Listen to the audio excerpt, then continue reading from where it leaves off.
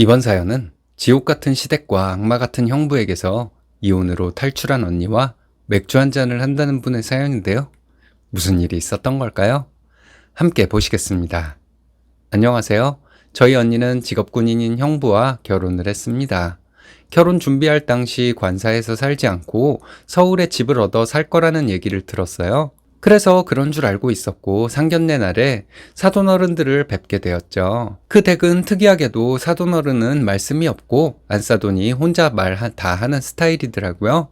그때 신혼집 얻어줄 돈이 없으니 관사에서 살아야 할 거라고 하셨습니다. 저희는 모두 어처구니 없다고 생각했어요. 그래서 형부 될 사람에게 상황이 진짜 그렇냐고 물었더니 결혼해서 관사에 들어가서 살고 자기에게 모아둔 돈이 4천만 원 정도 되니 살면서 알뜰하게 돈 더 모아서 전세 들어가겠다고 하더라고요.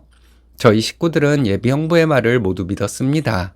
그런데 언니가 결혼 준비를 하던 중에 결혼을 엎어야겠다는 말이 나왔어요.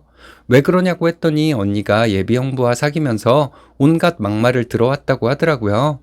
언니는 회사 생활을 하고 있었는데 회사 생활하다 보면 회식을 하게 되고 본의 아니게 술을 마시게 되는 날도 있잖아요. 언니가 회식 때 고기에 술을 먹고 왔다고 했더니 예비 형부가 저희 언니에게 네가 술집 여자냐? 그렇게 쉬운 여자냐? 어디 남자랑 같이 술을 퍼마시고 다니냐? 이런 말을 했다더군요. 저희 언니는 그때 소주 3잔 마시고 집에 바로 왔다고 했어요. 그 일을 저희 부모님이 알게 되셔서 예비 형부는 저희 집에 호출돼서 각서를 썼고 다시는 땡땡씨에게 함부로 말하지 않겠다. 더러운 말버릇 고치겠다. 다시는 그러지 않겠다 하며 무릎 꿇고 빌었다고 합니다. 마음이 약해진 저희 언니는 결혼을 했고 놀라운 소식을 듣게 되었습니다. 신혼여행 때 언니 카드로 경비를 다 썼고 형부가 나중에 다 갚긴 했대요. 그리고 신혼여행 후 시댁 가서 인사를 드렸는데 결혼식 때 들어온 축의금을 1원도 주지 않았다고 합니다. 더 놀라운 건 형부가 모아둔 돈이 4천만 원 있었다는 것은 새빨간 거짓말이었고 언니가 결혼 준비하면서 돈이 없어서 힘들다고 했더니 새 차로 바꿔야 해서 돈을 못 준다고 했대요. 그것도 알고 보니 형부에게 차 살 돈이 있었던 것도 아니었고 60개월 할부로 계약하려고 했다네요. 형부는 자기 돈 1원도 안 쓰고 결혼한 거죠. 게다가 형부에게는 캐피탈 통해 빌린 돈 500만 원이 있었는데 언니에게 갚아달라고 애교를 부렸대요. 아이, 미친 새끼 진짜.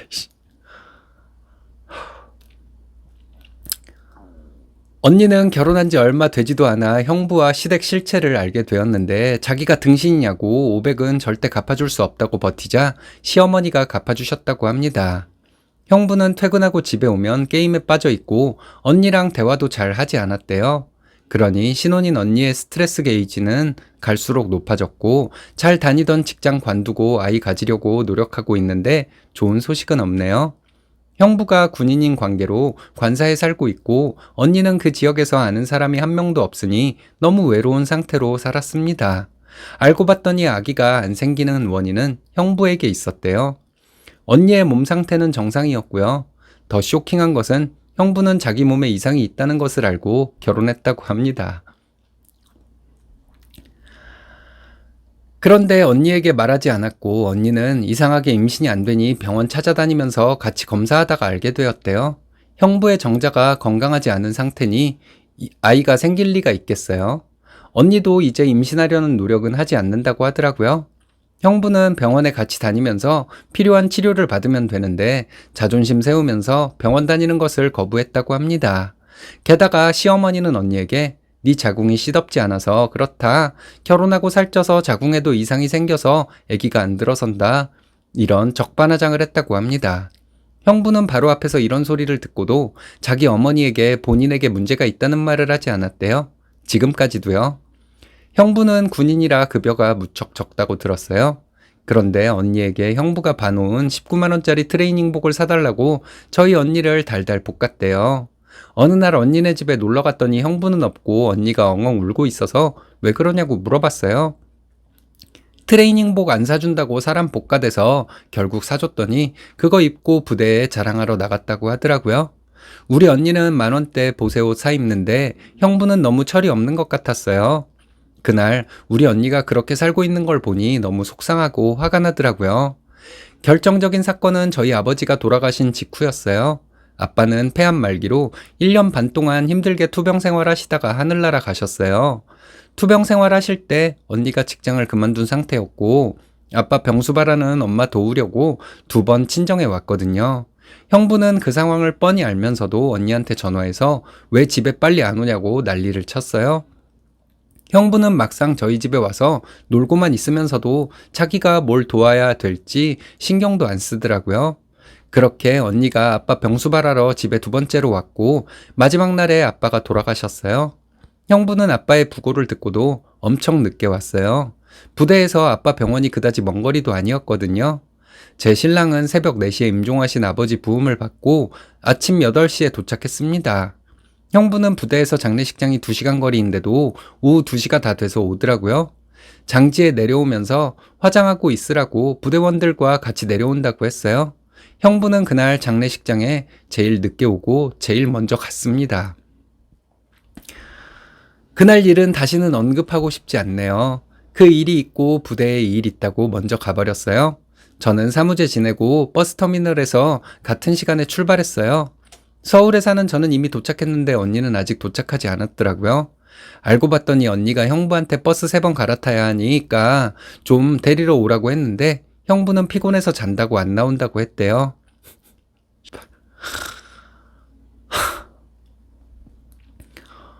엄마가 텃밭에서 뽑으신 채소들 엄청 싸서 간다고 짐 많다고 좀 나오라고 했는데도 안 나왔답니다. 그래서 버스 갈아타고 가느라 집에 엄청 늦게 간 것이고요. 언니가 어떤 마음으로 집에 도착했을지 지금 생각해도 눈물이 나네요. 형부는 정말 인간이야라는 생각이 들더라고요. 그런데 알고 봤더니 빙부상이라고 부대에서 휴가를 5일 줬대요. 형부는 그때 관사에서 내내 쉰 거였어요. 그리고 혼자 사시는 엄마 때문에 언니가 친정 갔다 온다고 하면 바로 싸움을 걸었다고 합니다. 친정에는 신경 쓰고 자기는 안 챙겨주냐고요? 형부는 아빠 돌아가시고 1달간 저희 엄마께 전화 한 통, 문자 한 통 안 했다고 합니다. 아빠 일로 언니는 형부와 이혼을 결심했대요. 신우와 시어머니라는 사람은 아주 작정을 하고 언니에게 트집 잡고 괴롭히고 못살게 굴었대요. 특히 시어머니는 뱀의 혀를 가진 사람이래요. 자기 아들, 딸에게 하는 말과 며느리에게 하는 말은 완전 달라서 언니를 완전 등신으로 만드는 건 일도 아니었대요. 아빠 돌아가시고 난 후에 친정에서 모이기로 했는데 언니 부부는 안 왔어요. 친정에 가자고 했더니 형부가 안 간다고 거길 왜 가냐고 해서 언니랑 형부가 크게 싸웠답니다. 그때 이혼 얘기가 나왔다고 해요. 저희 집에서도 언니의 이혼을 반대하지 않았어요. 게으르고 상습적으로 거짓말하고 머리 굴리는 형부에게 저희 모두 이를 갈고 있었고요. 형부는 쥐꼬리만한 급여 언니에게 갖다 주고 언니가 돈 많이 쓴다고 친정에 흘러 들어가는 거 아니냐고 사람 몰아세우고 의심했다고 하더라고요. 결혼 전에 형부가 모은 돈 4천 있다는 게 거짓이라는 거 보면 형부는 정말 사람 아닌 듯 합니다. 친정아버지 돌아가셔서 허망해하는 와이프와 장모님에게 말이라도 따뜻하게 해줄 줄도 모르는 사람이고요. 어느 한 구석 인간미가 있거나 따뜻함이 느껴지는 부분이 없어요. 저희 식구들은 언니네 집은 절대로 안 가려고 해요. 언니가 집들이 할 때 관사가 지방이라 교통편이 불편해서 선물 못 사고 현금 붙였거든요. 그때 그 일 가지고 제 손에 아무것도 없다고 인상 팍 쓰고 제가 묻는 말에 대답도 안 했던 사람이에요. 하긴 언니와 연애할 때 저를 처음 보고 바로 반말 시전했던 사람이니 제가 형부에게 뭘 기대하겠어요. 처음으로 가족여행 갔을 때 큰오빠와 같이 장을 봤어요. 짐이 엄청 많았는데 하나도 안 들고 주머니에 손 찌르고 터벅터벅 들어가던 인간이었어요. 때와 장소, 사람을 가리지 않고 자기 기분이 상하면 막말하고 싸우던 사람이었죠. 게다가 언니에게 자기가 아니면 누가 너 같은 애랑 결혼하려고 하겠냐면서 언니를 짓밟고 무시했던 사람이에요. 언니가 형부에게 이혼하자고 했더니 엄마한테 전화해서 놀러 오시라고 말했대요. 그게 말이 되나요? 저희 엄마를 비웃은 거죠. 엄마는 자네 불편해서 안 갈 거네 라고 했고 형부는 저는 이혼하는 거 찬성합니다 라고 했답니다. 사람 고쳐 쓰는 거 아니라고 하던데 정말 맞는 말인 것 같아요. 신혼 초인데도 저러는 거 보면 언니의 미래가 어두우니 언니가 빨리 이혼하길 바라고 있어요. 사람이 안 좋은 환경에서 생각을 깊게 하면 자기를 못 살게 굴 수도 있고 그러다가 우울증에 걸릴 수도 있는 거잖아요. 언니가 요즘 멘탈이 흔들리고 감정 기복이 심한 것 같아 무척 속상하네요. 후기입니다. 긴 시간이 지나고 언니가 드디어 이혼을 했습니다. 언니의 이혼을 정말 축하하고 싶네요. 형부는 이혼하자는 말을 듣고 한 달간 시간을 달라고 했대요. 자기가 변하는 모습을 봐달라고요? 하지만 며칠도 안 돼서 본색을 드러냈답니다. 재벌을 개 못 준다는 말이 딱 맞았대요. 언니는 조금 더 기다리자 싶어서 2달을 더 기다리다가 겨울이 되었고 마침 시댁 김장에도 가게 되었대요. 이혼은 하더라도 하던 일은 하자고 해서 시댁에 갔더니 시어머니는 앞치마와 고무장갑을 든 채로 서 있었고 빨리 들어와서 일해 할 일 많아 라고 하셨답니다. 저희 친정아버지 상 때 언니의 시어머니가 오셨다는데 시이모님에게 이렇게 말하셨대요. 김장 때 시이모님이 오셨거든요. 쟤네 집은 사돈댁 수준이 보인다. 장례식장에 먹을 것도 없고 사람도 없다. 사돈어른은 도대체 어떤 인생을 살았길래 장례식장 분위기가 이러냐? 정말 욕 나오네요. 저희 아빠 장례식 VIP실에서 했어요. 평일 점심시간에는 손님이 올 가능성이 낮잖아요. 아빠 입관식 때 저희 가족 모두 오열했는데 시어머니는 아무도 안 울고 딱 한 사람만 큰딸만 울었다고 했대요. 장례식 마치고 정산해보니 부의금 6천만 원에 화합만 50개 왔습니다. 이 정도가 수준 낮으면 얼마나 잘해야 수준 있는 장례인지 궁금하네요. 그 잘난 군인 아들 지인이 낸 부의금이 100만 원 정도 들어온 거 알고나 그런 말씀하시는 건지 모르겠네요. 시이모님에게 저희 아빠 장례 이야기한 거 알게 되고 언니 시댁 사람들이 사람으로 안 보이더라고요. 엄마가 형부에게 장례식 때 이야기 한 번만 더 나불대면 너희 집은 돈도 없는데 서울에 전세 얻는다고 하고 결혼 진행한 거 사기 결혼으로 고소할 거라고 했어요. 언니 시어머니는 언니에게 전화해서 너희가 나 때문에 이혼한다고 들었는데 언제 나한테 물어보고 결혼한 거냐? 헤어지던 말던 너희 인생 알아서 해라. 이랬다고 합니다. 이혼 말 나오고 나서 형부가 언니 마음 풀어준다고 교회로 드라이브 가자고 해놓고 집에서 오후 4시까지 잤답니다. 약속은 개뿔 지킨 적도 없다고 하네요. 형부라는 사람은 본인의 잘못을 고치려는 노력을 하기보다는 이번 위기만 넘길 생각만 하고 살았대요. 엄마는 아빠가 돌아가시고 나서 몸과 마음이 지쳐 면역력이 떨어지고 폐에 염증이 생겼어요. 감기가 너무 오래가니 병원에서 입원하라고 했대요. 보름 넘게 병원에 누워 계셨는데 형부는 언니에게 언제까지 장모님 옆에 있을 거냐 빨리 집으로 와라 이러면서 화를 냈대요. 언니 시어머니는 이혼한다는 소리를 듣고 나서 너를 친딸처럼 생각하고 대해줬는데 무슨 불만이 그렇게 많냐고 했대요. 언니는 내가 왜 불만이 없겠냐. 집 문제부터 거짓이었고 임신이 어려웠던 이유도 아들에게 있는데 내가 살쪄서 문제가 생긴 거라고 덮어 씌우지 않았냐. 그리고 들어온 축의금도 한 푼 안 주시지 않았냐. 내가 시댁에 가면 목소리 톤부터 바뀌던 어머님이다. 자식을 인간답게 키우지 못한 결과가 바로 이거다. 앞으로 나에게 전화하지 마라. 어머님과 더 이상 할 말 없다. 이렇게 말하고 전화 끊었다고 합니다. 형부는 엄마에게 이혼 못한다고 좀 도와달라고 전화해서 손을 내밀었대요. 미친 새끼 씨.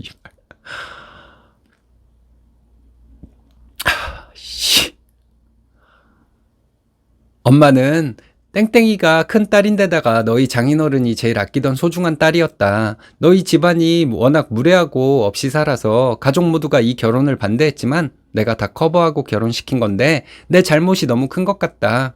땡땡이는 살면서 부모 뜻을 거스른 적도 없고 너무 착하고 예쁘게 큰 딸이었다.